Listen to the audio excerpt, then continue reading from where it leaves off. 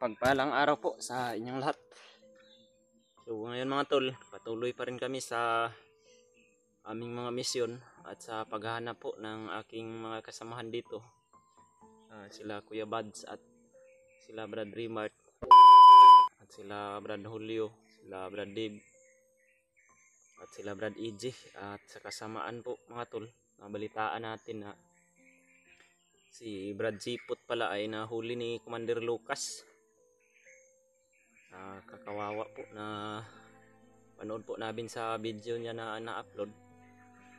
Bugbog po talaga siya ni Commander Lucas at kasama yung mga tauhan ni Commander. Napakalakas po pala ng mga orasyon ni Commander Lucas mga tol, dahil nakita po namin yung video ni Kuya Bads. Nanghihina po talaga si Kuya Bads sa orasyon ni Commander Lucas.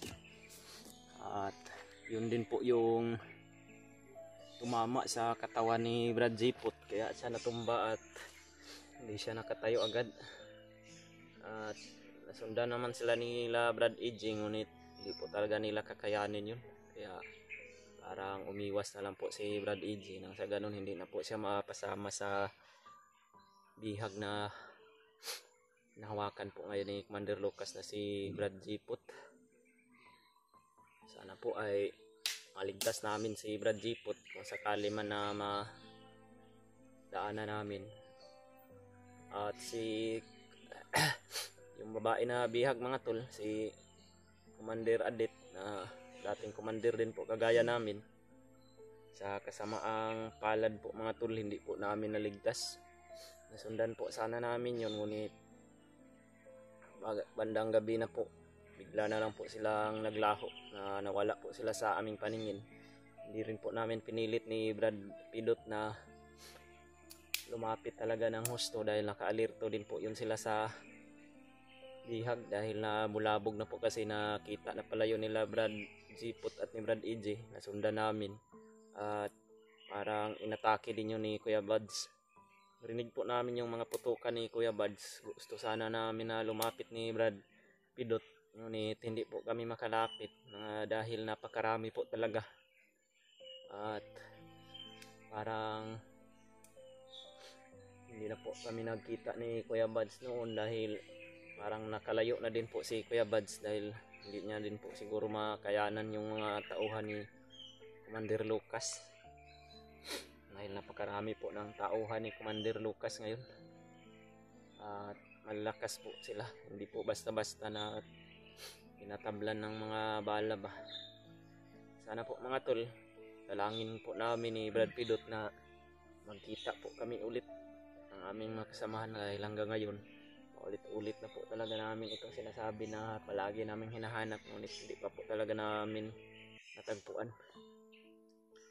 Kami pa rin po ni Brad Pidot ngayon mga tol ang magkasama. Sa awa naman po ng ating Panginoon, hindi naman po kami napahamak at wala pong nahuli sa amin. Marami pong mga gira na aming napagdaanan, ngunit malaking pagpapasalamat po talaga namin sa mga dalangin ninyo na hindi po talaga kami nagkahiwalay ni Brad Pidot. At ito mga tol, patuloy pa rin sa mga hamon ng buhay, sa misyon na sana po ay tapos na po namin ito. Hanggang ngayon wala pa po talaga na nakita namin sa mga misyon na nakita ko po yung video ni Brad G. Ward na nakita niya na pala yung mag-ina niya, ngunit hindi din siya nakalusob dahil napakarami din po daw ng nakabantay. Gustuhin man namin na makatulong mga tol, ngunit hanggang ngayon hindi pa rin po namin na kikita o saan man silang lokasyon ngayon. At nakita ko rin din po yung video ni Brad Dave na napakalayo na pala nang naabot ni Brad Dave ngayon. Iwan ko kung anong location na yun. Mayroong nagsabi sa akin na nag-chat po sa messenger ko na parang ang location daw ni Dave ngayon ay nasa Mount Kauswagan daw. Hindi pa po namin yan na mga tol, ngunit baka mapunta kami doon magkita kami o mahanap man namin yun.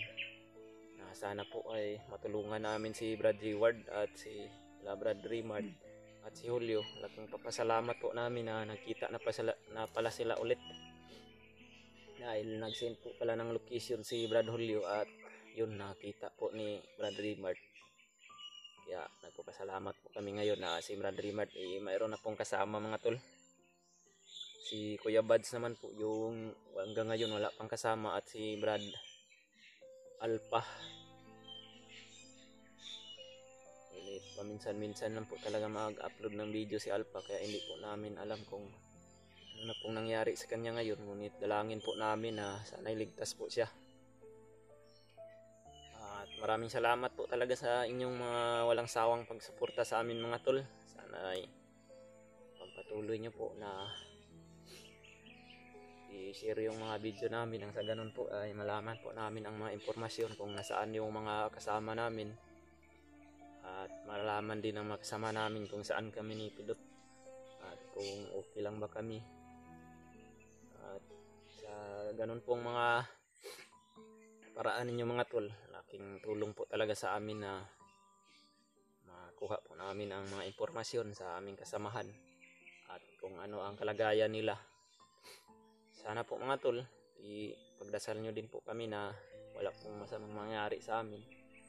Sana po maligtas na po yung mga bihag, at sana po matulungan namin si Brad Zipot na makawala doon sa kamay ni Commander Lucas, dahil pag matagalan po siya doon, baka mapahamak siya doon o ma-hypnotize po siya ulit, na delikado na po yun mga tol.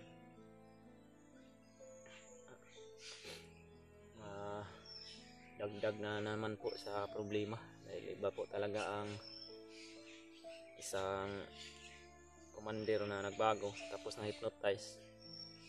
Iba po talaga yung mga tol, dahil alam naman po natin na alam na po ni Brad Zipot kung saan po matatagpuan yung mga kasamahan niya. Kaya yun po, mas delikado po talaga na kagaya namin na mahuli kami at saka ma-hypnotize ulit, dahil napakadelikado po talaga ng kalagayan ng pamilya ng aming mga kasamaan o di yung kasamaan man namin, dahil nalalaman na po talaga namin na kung saan matatagpuan. Kaya dalangin po namin mga tol na wala pong masamang mangyari kay Brad Zipot, na sana'y maligtas na siya. At kami din po ni Brad Pidot lagi din po kami nag-iingat na hindi po kami mahuli.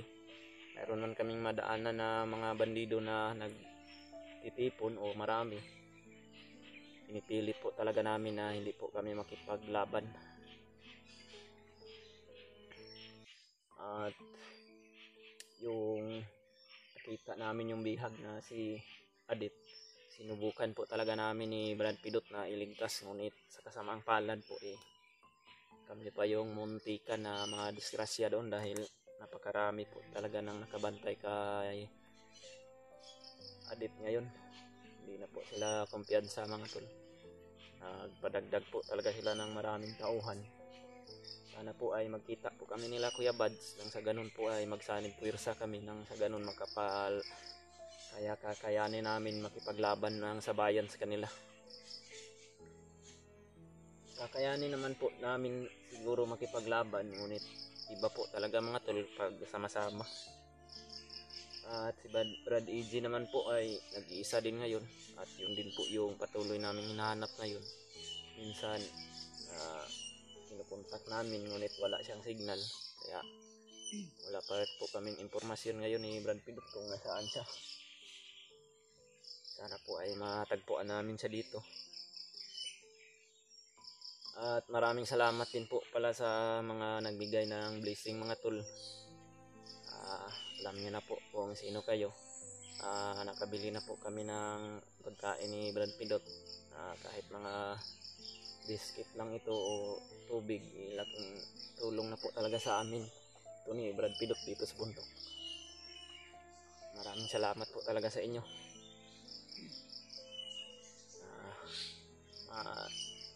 Magkalaman naman po yung mga sikmura namin ni Brad Pidot, dahil ilang araw na po talaga na wala kaming kain na kanin dahil wala po talaga kaming pagsaingan. Kaya salamat po talaga kami sa inyo sa pagsuporta niyo sa amin. At andun po si Brad Pidot sa unahan mga tol. Nagbibideo din po siya para mayroon po kaming update sa aming YouTube channel. Brad!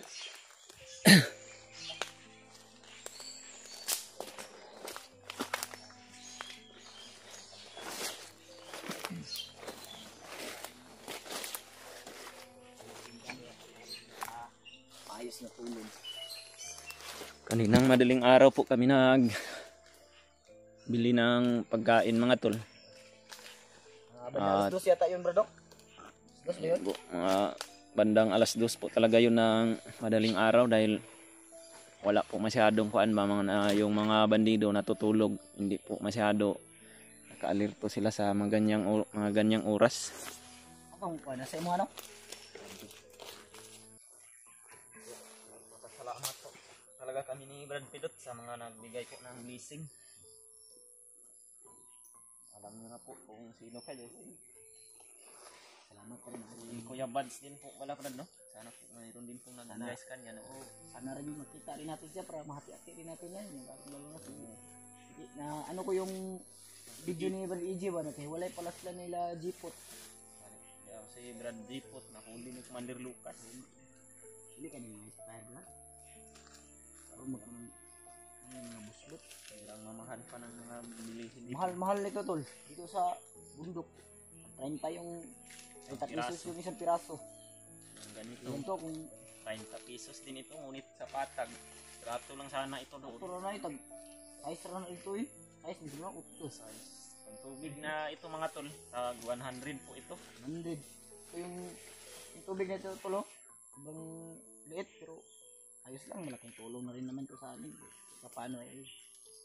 Wala namang problema kahit mahal Brad, basta mayroon ng pangbili. Ang problema dyan. Mahal tapos walang pira. Agwanta dyan ta sa saging at buto Buti na pa. lang talaga tol ay yung bago kami umakyat dito yung Gcash niya Ate Marites ba? Bigyan niya sa'yo. Pinahiram niya sa akin para kahit pa paano tol ay ano kung may pira man ako lagyan doon ko ilagay yung pira ko para kahit nandito kami sa bundok kung maubusan ako ng load hindi doon na lang daw ako kukuha at inuwan niya naman ako tayo kasama tayo kung naman yung Gcash makalod ako sa iyo. Basta na kaya makasama natin. Nakita ko rin yung video ni Juan. G-Ward ba? Nakita niya na yung kasawa niya ngunit hindi siya nakalapit. Oo, ito ko yun. Isang kalapit dahil maraming kalaban na nakabantay. Ba? Gustuhin man namin na tumulong ngunit hindi din po namin alam kung saan ang location niya.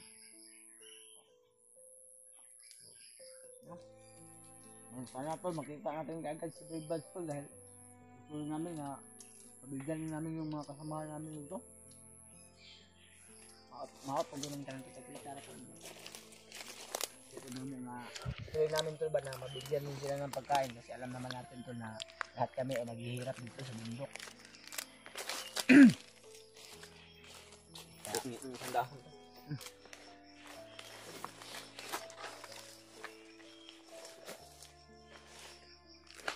Brad EJ, nag-iisa din ngayon, no? At si Binji ba? Kaya nga makita natin. Nakita na namin hindi. Sama-sama po kami. Kasi ano daw si may nabanggit yung mga taga-suporta natin. Sabi niya na Nico at si Jano daw eh. Makyat na. Makyat na.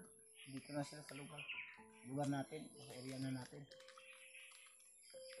Mahirap talaga to. Gustuhin man namin na makita sila. Pero ang laki talaga ng bundok nito.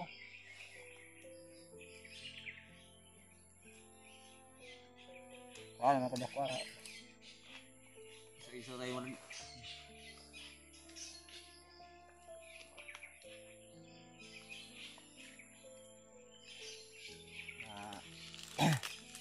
Ano talaga namin yung gutom namin tol.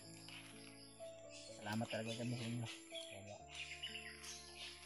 video ko ng tulong sa amin. Alis na kami. Kaya talaga namin tol. Karaming ibon ito. Pag nagkuha na yun lang, hindi na pwede mo musilgod kaya.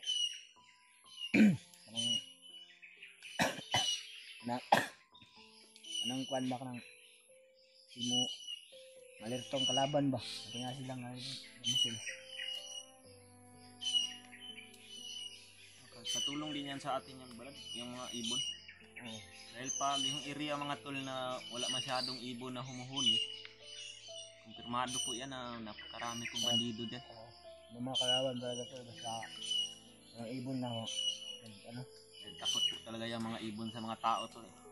Pero dito parang wala namang masyadong kalaban dito kasi may mga ibon naman, marami namang mga ibon.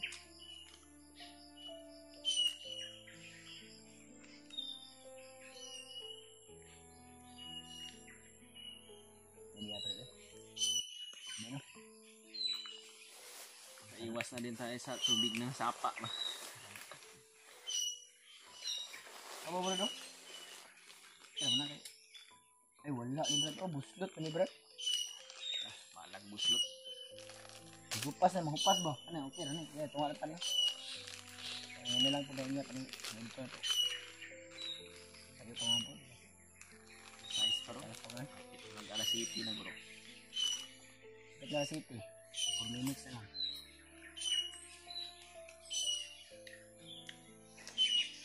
Ini siguro na ako tawagan niyo. Ako dalagan niya dahil sa mo. Parang pumapag-ibig na si Pidot mga tol. Nagagandahan ako sa kanya, Brad. Minsan, Pero yung nararamdaman ko talaga sa kanya. nakita ko po si Brad Pidot minsan na nagiging masaya. Kaya inahayaan ko na lang dahil wala naman din itong pamilya si Brad Pidot. Naghanap din siya ng mga pamilya niya kung gugustuhin niya man. Kaya masaya na din akong makita si Brad Pidot na umingiti. Hindi lang puro problema yung nasa isipan ba.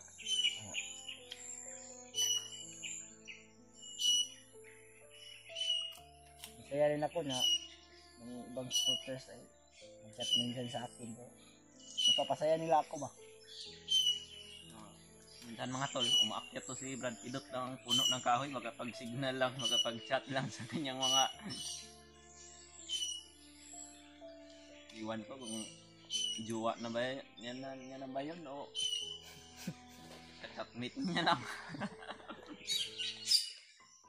Hindi ko na sasabihin. Kasi alam mo tol, alam nyo, ang pagmamahal napapasa akin lang yan. Ang totoo talagang nagmamahal ka sa isang tao. Nasa sayo na talaga yan. Hindi mo na kailangan ipagmalaki pa kung ano ba yan. Basta mahal mo talaga. Ganun dapat. Tapos pag kayo talaga, kahit Kayo talaga. marami mang pagsubok, magkita din kayo. Ay, kain kayo. Dahil ang mundo natin ay sobrang liit lang. Kagaya namin. Nahirapan naman kami sa pagkikita ngayon ng kasamahan namin. Pero malay natin may plano ang Diyos para sa kaya kayo hindi muna tayo pinagtagpo.